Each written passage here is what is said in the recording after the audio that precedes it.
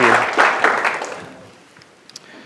So I'm a student of Teresa Wentland's. I'm a Vietnam veteran with PTSD, and I'm working with horses for the purpose of equine therapy. And she asked me if I would come tonight and address you all and explain why I'm doing it. And I feel like I have a moral obligation to do that. I do not like to do these things. They're really, really hard to do. What I want to do is my best to tell you a true story about war and what horses have to do with it. And the horse part of it is easy. It's real straightforward. The war part of it's tough because of what war does to you on the inside. PTSD is an invisible wound. You can't see it. It's a life-threatening wound. We have, for many years now, we've had more soldiers committing suicide every year than have been killed in battle. And that's true of Vietnam, too. I think there are I think there are 58,240 names on the Vietnam Memorial Wall. Best estimate is about 3 times that many Vietnam vets have committed suicide. Think about that. War does something to us that destroys the will to live. And that's a tragedy at one level. At another level, I think it's a beautiful story, because I think it tells us who we really are. We're too fearfully and wonderfully made to kill with impunity. Where's your brother? God said to Cain. If you kill, that's what you live with. So I want to tell you a true war story, and I don't know if it's even possible to tell a true war story, because I think it requires communication that goes beyond words, and all I have to work with is words. But here's one definition of a true war story that I always considered to be the truest thing, the best thing I'd ever read about war. And this is by Tim O'Brien, his book, The Things They Carried. I don't know if you know that book. Many people consider it to be the best book written about Vietnam, and I do. And in The Things They Carried, there's a story called How to Tell a True War Story. And that's a double entendre. It means how to tell if a war story is true. And he says this: a true war story is never moral. It does not instruct, nor encourage virtue, nor suggest models of proper human behavior, nor restrain men from doing the things men have always done. If a story seems moral, do not believe it. If at the end of a war story you feel uplifted, or if you feel that some small bit of rectitude has been salvaged from the larger waste, then you've been made the victim of a very old and terrible lie. There is no rectitude whatsoever. There is no virtue. As a first rule of thumb, therefore, you can tell a true war story by its absolute and uncompromising allegiance to obscenity and evil.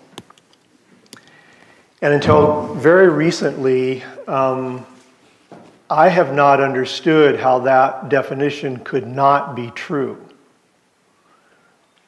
I now think it's not true. It doesn't go deep enough. If you go deep enough, you see a beauty that I tried to describe a minute ago. I think in the 5,000 years of written history, humanity has fought 15,000 wars, 3 a year. We continue to go to war because we don't know what else to do. We don't know how else to solve our differences. To say to humanity that war is not necessary, that we can avoid war because of where our consciousness is, I think that would be about like saying to Marco Polo, you know, you shouldn't be shipping with camels. You ought to use FedEx or UPS. We simply can't comprehend how we can avoid the inevitability of war. But I have a simple suggestion. Start with telling the truth. Enter by the narrow gate. Explain what really happens when you send people to war. We won't study war no more. There's a reason that we don't tell ourselves the truth. There's a reason that warring governments don't tell their citizens the truth about what war really is, because citizens won't support it. That's been well understood for years. 2,500 years ago, Aeschylus said, the first casualty of war is truth. You cannot tell the truth and go to war at the same time because of who we are. During World War II, a history done by the official combat historian of the U.S. Army, Brigadier General S.L.A. Marshall, found that in battle in World War II, 80 to 85% of U.S. soldiers would not fire their weapon at the enemy to save their own lives or to save the lives of their friends. That's how deep the taboo against killing is embedded in our DNA. In Vietnam, 95% of us fired our weapons. What happened? As Lieutenant Colonel Dave Grossman writes in his book on killing, the U.S. military began using brainwashing against its own troops to teach them to kill. Lieutenant Colonel Dave Grossman is an Army Ranger. I don't know if you know anything about Rangers or special operations people, but they are elite. They're elite soldiers. Lieutenant Colonel Grossman became a clinical psychologist, and he taught psychology at West Point. That's his conclusion. We're brainwashing our own people to teach them to kill. Are there any other veterans here? Any combat veterans? Thank you. Thanks for identifying yourselves. I read somewhere that if a horse can see one other horse, he figures his survival chances just doubled.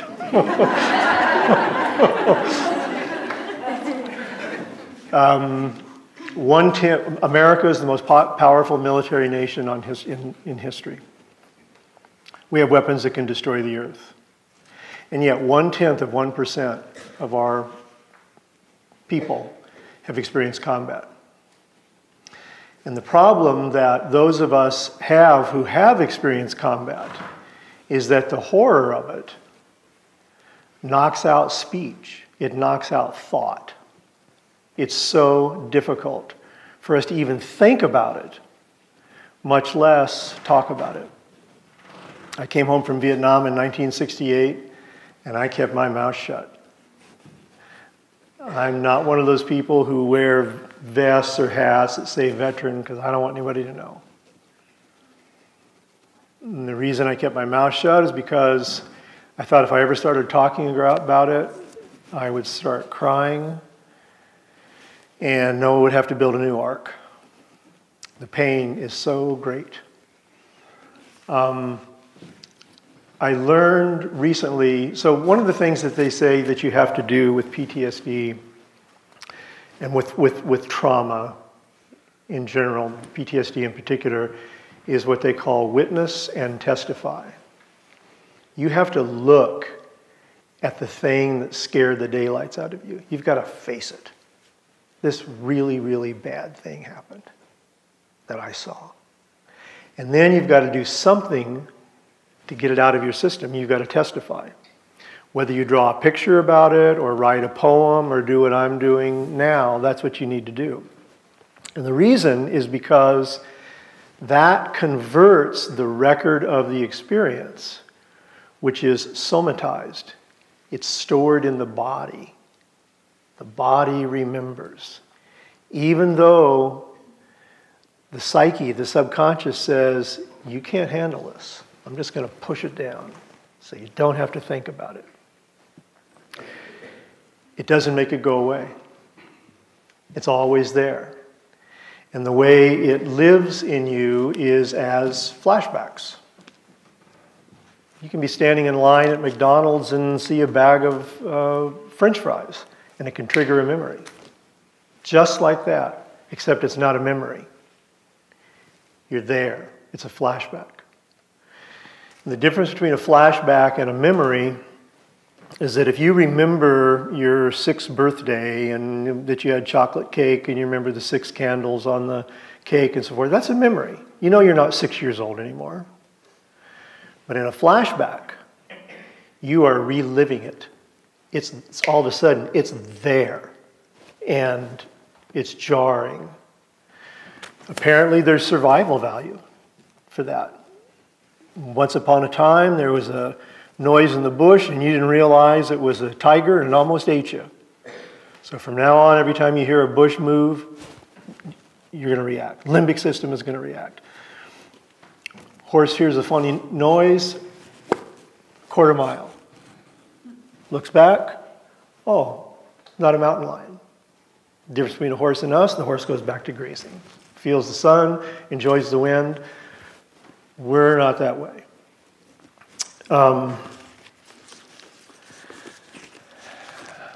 I'm bouncing around because the only way I can share with you what I want to share with you is to just let it come out. If I try to write it, my brain freezes. It won't let me do it. If I over-organize too much, same thing. My brain locks up. I'm a professional journalist. That's how I earn my living, and a communication consultant. And God played a lot of tricks on me. One was to see what happens if you give a human being the math aptitude of a frog. But I can write. And that's what I did for a living. And as a writer, every writer experiences what's known as writer's block. You can't write for a living. You can't sell people words unless you learn how to deal with writer's block. I can deal with writer's block 7 ways to Sunday. Sometimes just a little more coffee will do it. This isn't writer's block. It's something way beyond that. And so I apologize for bouncing around like this, but it's the only way I can get this stuff out. Have y'all heard that story about Alan Shepard being interviewed before he was sent into space, first man in space? Somebody said, "Did you pray?" And he said, "Yes, I did." I said, "Dear God, please don't let me screw up." Except he didn't use the word screw. And my prayer is, don't let me break down crying. That's not going to help anything. But that's what I'm struggling with. I was a door gunner and a crew chief on a helicopter gunship in Vietnam in 1967 and 68. It was the deadliest year of the war.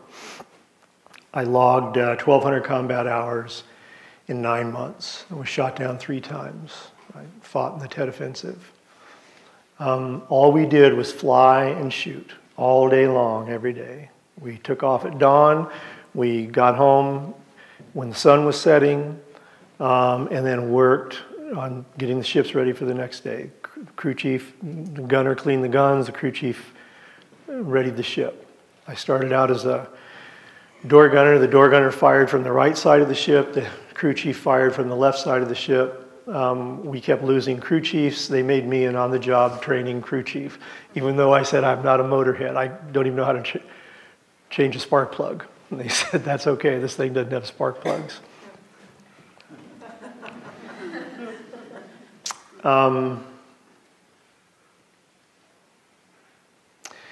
So 6 months into my tour in Vietnam, I'll start here.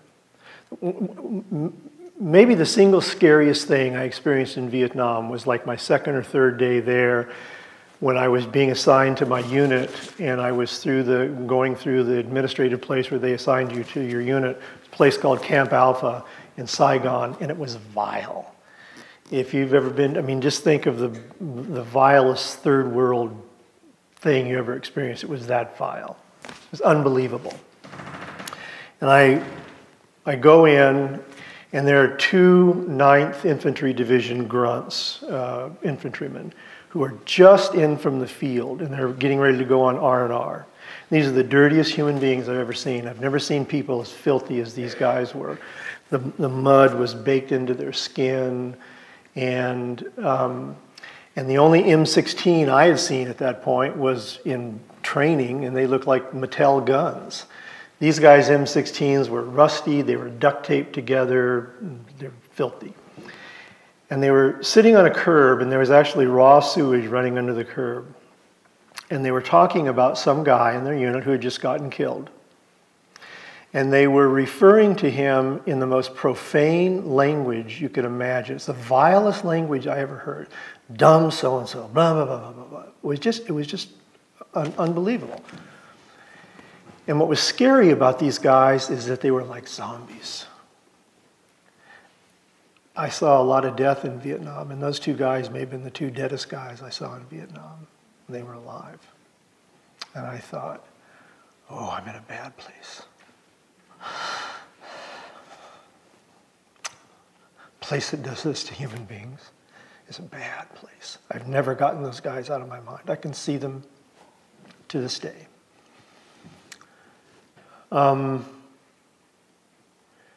6 months into my tour, I had an experience that helped me understand that. So, Vietnam introduced what was called air-mobile cavalry or air-mobile infantry operations. We had intelligence peoples, long-range recon people out in the field all the time, gathering information about where the guys we were fighting were. And that's how I refer to them these days, the guys we were fighting. They weren't the enemy. They were the people we had been sent to fight. And anyway, intelligence would gather information about where they were, and then we would have these missions. So we would go right where they were. And if they weren't there, we'd pick up the infantry and we'd go to another place. In World War II, the average combat soldier was in combat 40 some odd days. In Vietnam, the average combat soldier was in combat 240 days. I was in combat 270 days. We were in combat all the time because with the helicopters, we could always go. We didn't have to walk and walk and walk to find the other guys. And so that's what we did. And it was a typical mission. There was a rice paddy, there was a tree line, there was another rice paddy, and there was a village. And we put the infantry into this rice paddy. They staged at this tree line. They moved across the second rice paddy toward the village, and the VC were in that village, the Viet Cong, those are the guys we were fighting, or the North Vietnamese army. We could never tell which was which. And they'd let them get halfway across the rice paddy, and they'd open up on them, just cut them down. And so all morning long, we covered medevac ships, just getting the wounded and dead in and out of the, that rice paddy. And then we would fly over the village, and we would hit the village with our ordnance. My configuration of armament in my aircraft had miniguns, which were 6-barreled electric Gatling guns. They fired 4,000 rounds a minute. Sounded like that. And 2.75-inch rockets, which had a killing radius of 30 meters each. And the door gunners fired an M60 machine gun. M60 machine gun fired 550 rounds a minute. And had an effective surface-to-air range of 2,200 meters. That's over a mile. I could kill people over a mile away with that gun. The rate of fire of 550 rounds a minute is forever tattooed in my bones. I ran about 1 million rounds through my M60, about 10 million rounds through the miniguns, thousands of rockets. We fired those rockets up close and personal from an average distance of like 1,000 feet. So close that oftentimes we would blow out our own chin bubbles with the backblast of the explosions. Anyway, our ordnance wasn't heavy enough to deal with the emplacements in that village, and so the fighting just went on all morning long. All morning long, we just evacuated dead and wounded. And finally, the platoon leader was probably, a young second lieutenant or maybe a first lieutenant, 19, 20, 21-year-old kid, was able to call in tactical air support. Those were jets. And usually where I was, I flew out of Benoit, which is in the Mekong Delta. Usually what we worked with were F-100 jets. This particular day, he got Phantom jets. It's the only time I ever worked with Phantom jets. I ever saw Phantoms operate. It's just an awesome aircraft. So these two Phantom jets rolled in and they put in their airstrike on this village. And it was like seeing a Ferris wheel 20,000 feet in the sky. When the low man was putting in his ordnance, his wingman was upside down above him.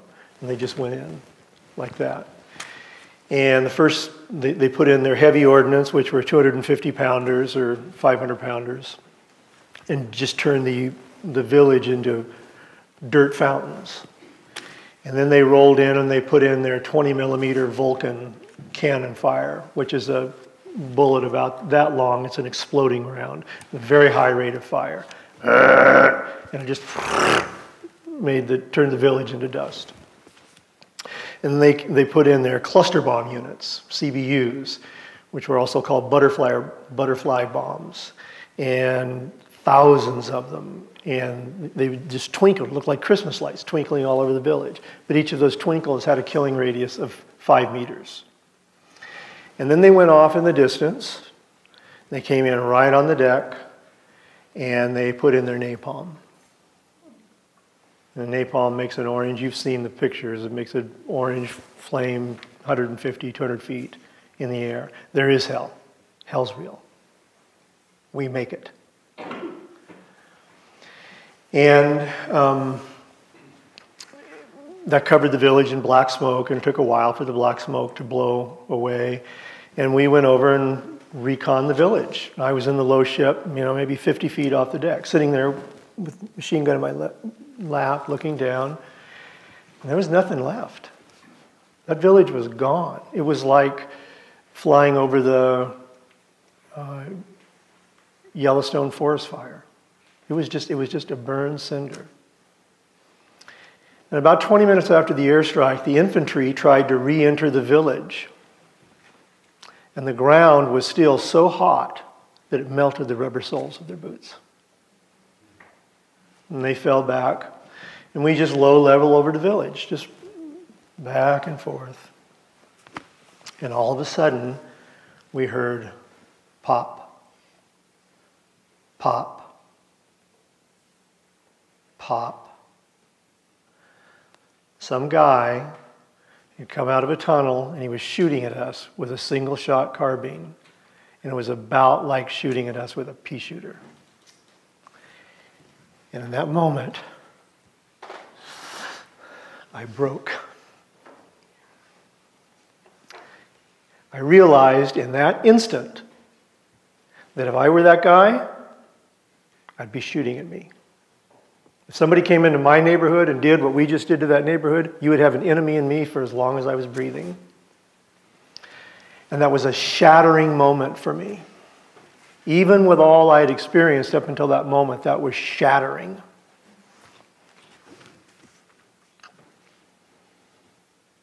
I kind of had an idea who I was up until then. Where I was, what I was. I lost all that in that moment. It was like the map of me was destroyed. And as I was organizing my thoughts for this talk, I realized that like me had been, I was from San Diego, California. It was like the map of San Diego was gone and it was replaced by one of those little codes that you see on products these days. They're called QR codes. They look like a Rorschach test. It's like that's a what is it? It's a bar matrix code that connects to digital information. It doesn't mean anything. I mean, it's like that's who I was. And the pain and the fright of that recognition was overwhelming. Before I flew in the gunships, I flew in the slicks, and those were the aircraft that transported the grunts into battle. And we flew in real tight formation because we had to get into tight places and out of tight places. And if we would come out of a hot LZ where we were really being shot at a lot, and the gunners would have to scramble to reload their guns. And so we flew with what's called a monkey strap, a seatbelt attached to a 6-foot line so you could move around. But to reload, to get to the ammunition, you had to unstrap that. And we'd scoot across the floor and get the new ammo and, lay it back and forth across your thighs, and then crab back into your seat, get up into your seat, put the belt on, reload. Well, while I was doing that, I had the ammunition across my lap. We got hit by a wingman's rotor wash, and the aircraft went like that, and I went out of that aircraft. And we were at about 850 feet at that point. And there's a vertical bar in the door, and I grabbed it with my right shoulder, which I dislocated playing high school football, so it's prone to dislocation. I dislocated that shoulder, and it feels like a blowtorch. It's an amazing pain. But I experienced hysterical strength. I mean, I can still kind of see that 850-foot abyss beneath me. And somehow I got back in that aircraft, got up in my seat, got rebelted, my shoulders up around my ear like that. The pain of losing myself, that moment that I told you about, was worse than that. Was worse than that. But it was a different kind of pain. I dislocated my shoulder. I know what that is. What's this other pain? I've never been able to understand it until recently. I live with that pain today. I manage that pain today. The way I did it before I had my PTSD crisis was I just counted my blessings. I've had a really good life, a very long marriage, 3 beautiful kids, 2 beautiful grandkids. I just counted my blessings. I just buried all that stuff until it came to the fore, and I had to deal with it, and that's part of what I'm doing right now. So a couple of years ago, what I learned was to manage my PTSD, I've got to witness and testify. And people said, you ought to do a memoir about it. You're a good writer, you ought to just write about it. And so that's what I tried to do. Finally, my brain completely seized up.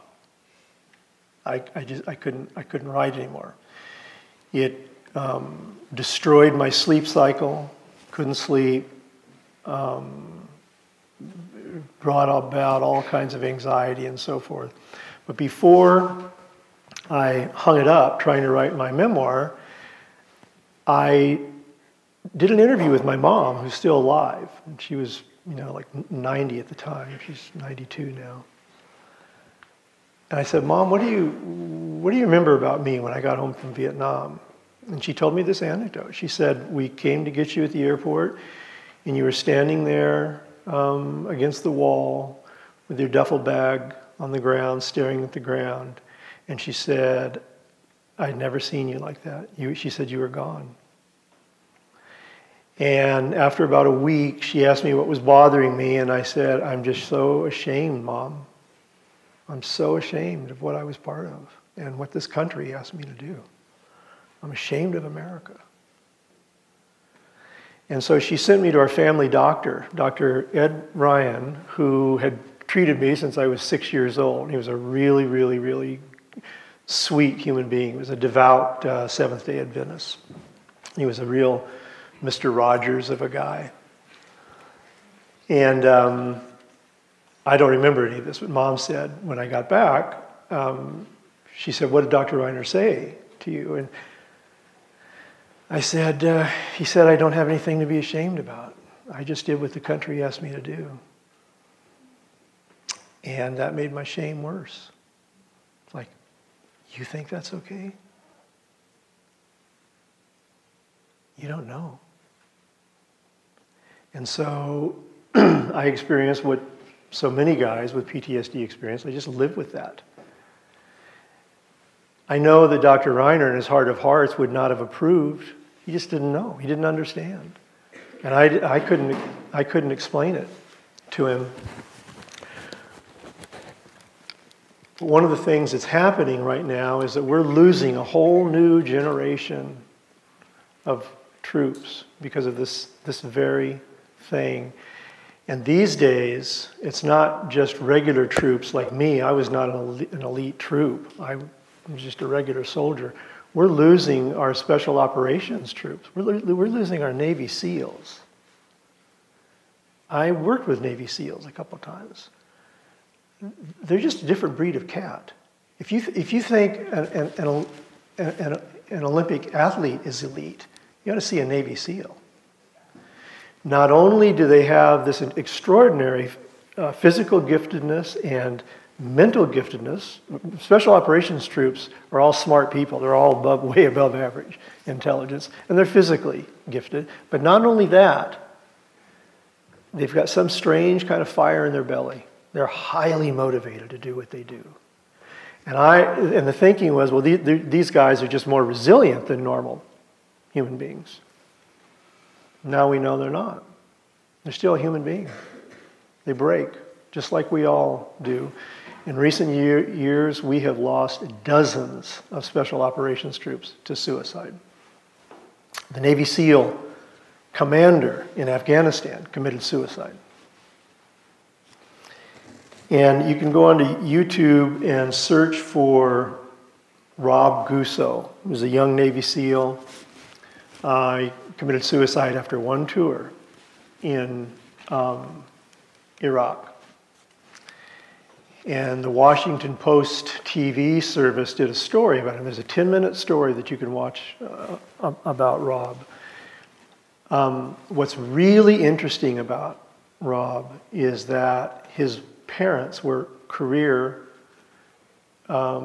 Navy people. His mom was a 30-year veteran. His dad was a 26-year veteran. And not only that, his dad was a Navy SEAL. Not only that, his dad was a Navy SEAL instructor. This guy was to the military purple born. If anybody was bred to do this kind of work, it was Rob Gusso. And he was as stunning an example of young manhood as you would imagine. Beautiful, handsome, strong young guy. And his mother described how one night he was home on leave, and she heard his bedroom door open, and she went out and she found him sitting on the couch crying, and she sat beside him and rubbed his back and said, "Rob, it'll be okay." And he said, "Mom, this will never be okay." It's a strange breakage that happens. Anyway, I tried to fit back in after Vietnam. I went back to school. I did what veterans do. I tried to push the pause button on the movie of my life and just get back to it. And it just doesn't work that way. And I wound up dropping out. I had a prestigious management training job at an aerospace company in Southern California, but it's like I just didn't fit in. I didn't belong anymore. I read to my children passionately, and there's a wonderful book, I don't know if you all know it, called Tuck Everlasting. You know that story? I always considered that one of the best things I could have read to my kids because it inoculated them against the fear of death. And Tuck Everlasting is about this family that finds the spring of eternal life. And this young woman discovers it too, and she's going to drink it, but the old man takes her out in a rowboat on a summer evening, and he says, "You hear that sound? The bullfrogs and the crickets and the wind." He said, "That's the circle of life. That's the wheel of life. We tucks fell off the wheel. And I thought, yeah, that's what happens when you go to war. It's like you fall off the wheel. And that's what we're still not telling ourselves the truth about, and we're not telling our young people the truth about. Anyway, I dropped out. I moved to Sandpoint, Idaho. I rented a little cabin at the mouth of Fry Creek on Lake Pend Oreille. And as fate would have it, I had a friend who had a quarter horse and needed somebody to take care of the quarter horse. And I knew absolutely nothing about horses, zero. And he said, you can ride the horse, just don't gallop him. Duke was a washed out barrel racing horse, and he'd been wire cut behind, I think it was his right pastern.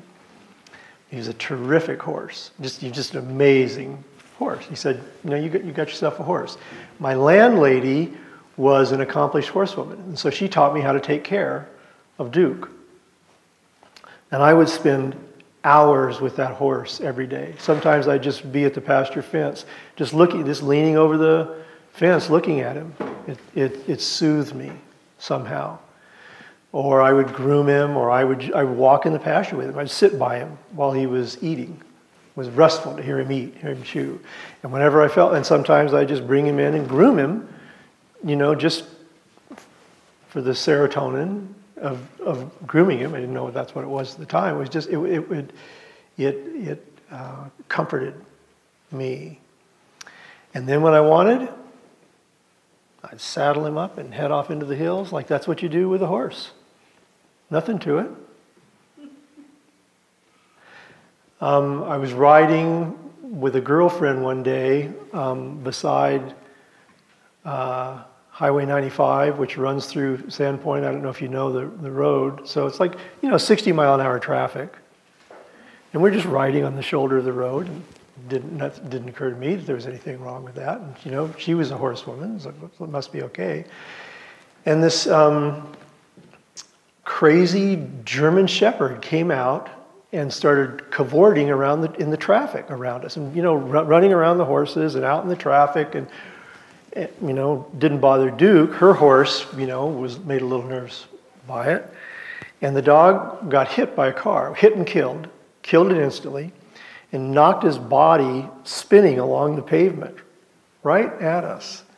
And my girlfriend's paint horse was just, shying and dancing, and Duke just stood there. And the body of that dog thumped his forelegs. Thump.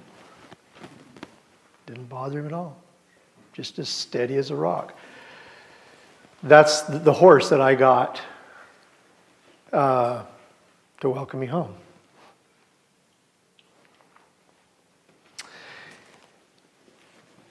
So eventually I wrote a bunch of stories about Vietnam, and I thought that got the poison out of my system.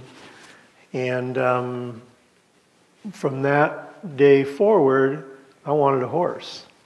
And I thought it was just because I loved horses. What I now realize is that they're medicine for me. They're literally medicine. What the VA has to offer me to deal with my PTSD, and the VA rates me 100% totally and permanently disabled with my PTSD. What they have to offer me is drugs, which I can't do. I hate drugs. Or, various kinds of psychotherapy. And one of those forms of psychotherapy actually makes PTSD worse. It's called immersion therapy. It makes PTSD worse in 1/3 of the cases. The drugs are implicated in increased suicides. For me, the horse is not a luxury. And that's why what you all do is so important. So it's so valuable. You've been talking about that, Scott. And it's like, it's really great medicine for guys like me with PTSD. But the world needs it. Our civilization comes from horses. I believe horses are more important to us today than they ever have been.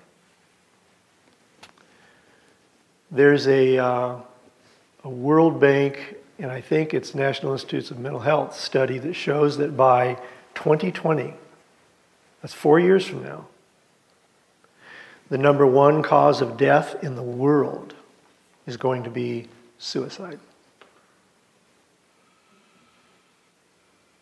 Horses are the best suicide prevention medicine that I know. That's why this group is so... It's really big work. Are horses effective in healing banged up people? For several decades now, there's been a program at federal penitentiaries called the Wild Horse Inmate Program. People who commit violent crimes and who get sent to prison for committing violent crimes are by definition among the most psychologically damaged people in society. And yet, you run these folks through a horse program and it cuts their recidivism rate in half. How's that for proof of the pudding? We're not doing anything like that with our vets. Or one of Teresa's favorite points is we're not doing anything like that with just ordinary folks who could benefit from it. Ordinary kids who could benefit from it. We're not systematically offering that kind of a program to... I'm probably going over my time, but there's a real important story I want to share with you. So, my really bad struggle with PTSD began a few years ago, and I learned of this equine therapy program for vets in Saratoga, New York. It's called Saratoga War Horse. It was started by a Vietnam medevac pilot, and I feel a real affinity with medevac pilots because they were some of the bravest people in Vietnam. They were the airborne ambulances that flew into and out of the battle sites and evacuated the killed and the wounded. And this medevac pilot's name is Bob Nevins. Now I'm going to tell you another war story. And you tell me if this war story is aligned with obscenity and evil. This is a true war story. So Bob was doing a rescue one day. He was in a hover above triple canopy jungle cover, 100 feet off the deck or something like that. Had dropped a penetrator down in through the cover, cable, pulling the wounded out. And his aircraft was hit by an RPG, a rocket-propelled grenade. Killed two of his crew members outright, converted the aircraft into a fireball. Bob went into the jungle inverted, on fire. And as he said to me, kiss my ass goodbye.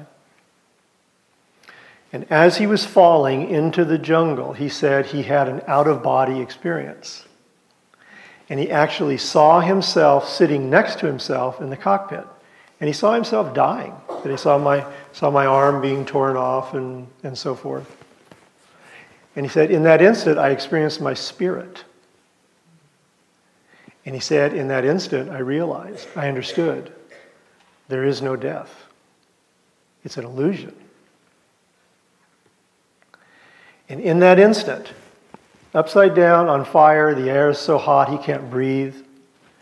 In that instant, he had this insight. Human beings are predators. We see the world through a predator's eyes. That's where war comes from. As long as our consciousness remains in predatory consciousness, there will be wars, and they will be worse and worse and worse. And then, just before he hit, this thought came to him. That's what Christ was trying to say.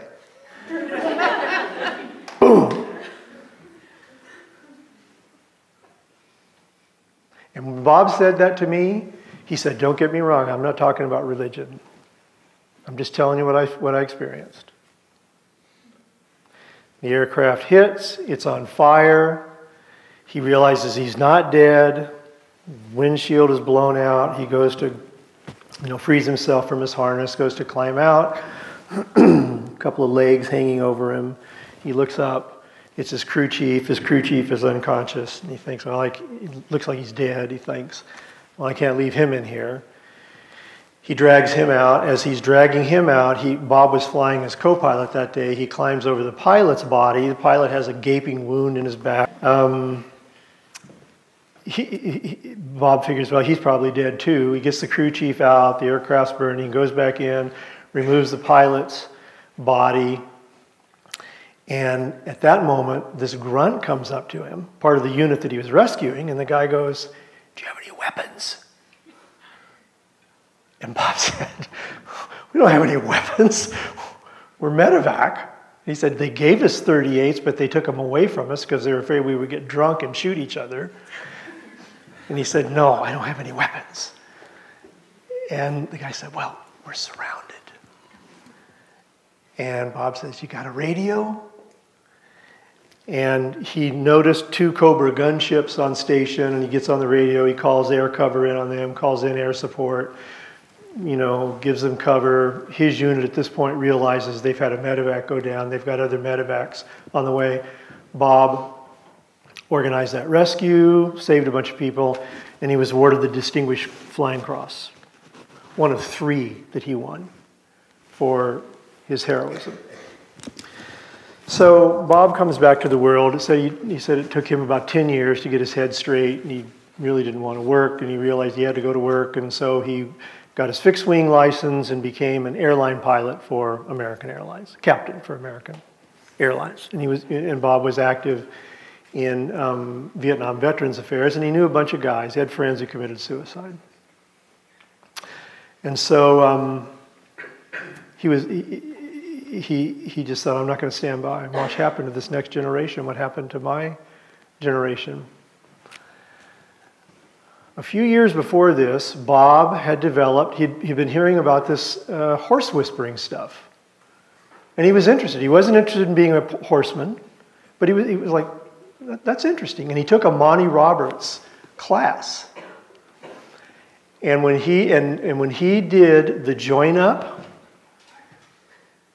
he felt this electricity of well-being, and it was the closest thing that he felt to that moment in Vietnam, where no problem, everyth's cool. And he thought, that's interesting. He didn't want to be a horseman. He didn't do anything about it. And when there were all these suicides, Bob thought, I wonder if a horse experience would help these guys. And so he created this program based on that. He used his retirement to do that. And I went and did Saratoga War Horse in 2013. And, I experienced it. We all know what join up feels like. And you're in there doing this thunder dance with this 1,000-pound animal, and you stop, and, the horse comes up and says, you and me, we're a herd. It's like 50,000 volts of electricity. And I just thought, I'm done with the regular world. I'm going to go to the horse world.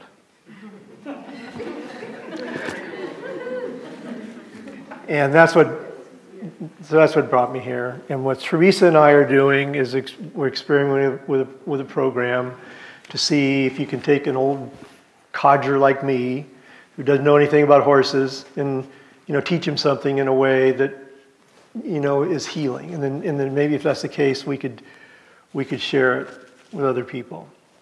And we've already proven the concept. We know it works. We just now have to work out the details of the funding and so forth. So I know I'm over my time. I want to share with you a Teresa story, and this kind of reflects on CHA. You guys are amazing. You're good. You're good teachers. So the other day, Teresa has me riding this wonderful horse of hers, Dash, who's more horse than I deserve to be able to ride at this point. Dash and I get along great, and for the most part, we do okay when I catch him. But the other day, he was feeling frisky, and so and it's like, I'm doing my horse whispering things, like, hey buddy, how you doing? Hey man, I just want to love on you, come on up. And you'd let me get so close, and then it was like, he'd be out of there. It's like, all right, I'm going to be the leader, you're going to move, mister. And it's like, after 30 minutes, Teresa comes out. And she walks up and puts her arm around his neck. And I said, yeah, thanks a lot, Dash. Way to humiliate me. And Teresa says, no. She said, we just had him outnumbered. And I thought, yeah, this little 5-foot-nothing woman, you know, plus the geriatric Tinderhorn. Anyway, so it's like, Teresa, something else was going on there. As we were driving over yesterday, I asked her about that. I said, that was sweet of you to say, but I know there was something else going on. And she shared, so she completed her lesson. This is what a gifted teacher she is. She completed her lesson a day later as we're driving down the freeway. And she said, yeah, I just learned that if I go to the horse without an agenda, the horse senses that. She said, I have to have a plan and a goal, but there's a difference between a plan and a goal. That is the miracle of horsemanship that changes your brain. What's the difference between an agenda and a plan and a goal? Well, she knows. And if you can figure that out, your brain has changed. And that's healing. Thank you very much for putting up with me.